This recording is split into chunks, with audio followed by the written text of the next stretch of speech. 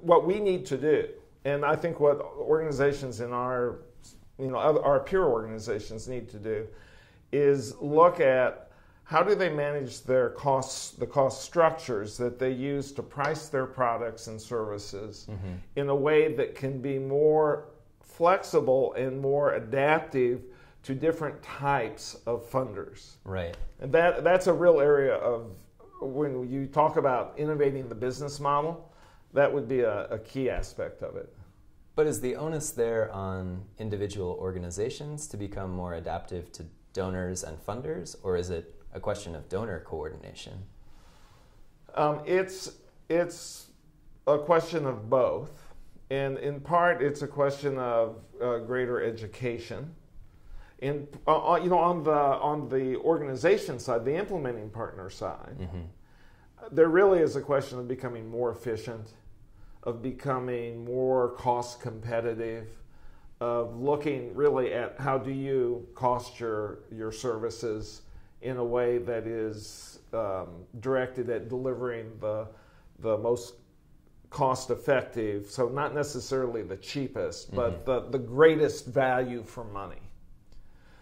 That's responsive to what a particular funder is looking for. So, I mean, I really don't think in general that development international NGOs have put enough thought into that. And there's a lot of pressure on us to do that, and I think that's appropriate. On the funder side, there is a real lack of recognition of the value added by what is considered overhead.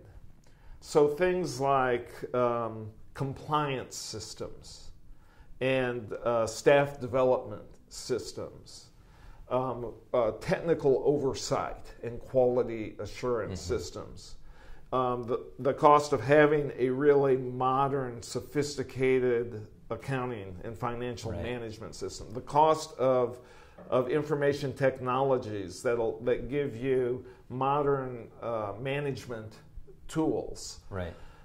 Those things in a global enterprise that employs thousands of people and works in dozens of countries, those are real costs, and those are not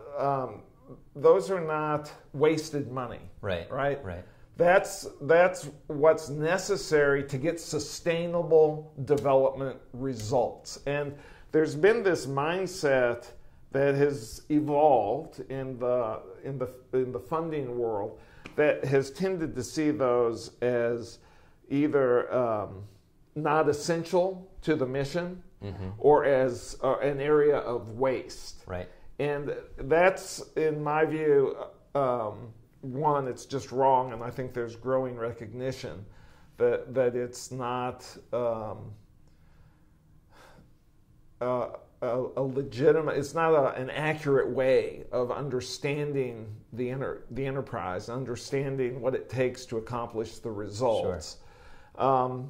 And it's an area where there needs to be continuing dialogue between NGOs and funders, so that we come to some consensus around, well, what does cost-effective what does a development effectiveness look like? Right. And what are the costs? And in an increasingly complex world where you have increasing regulation in many countries, understanding how to operate in the country, getting registered to work in the country, complying with the labor laws in the country, that's a real value to the funder, to have somebody who knows how to do that. Somebody who can negotiate that regulation. Who understands that environment.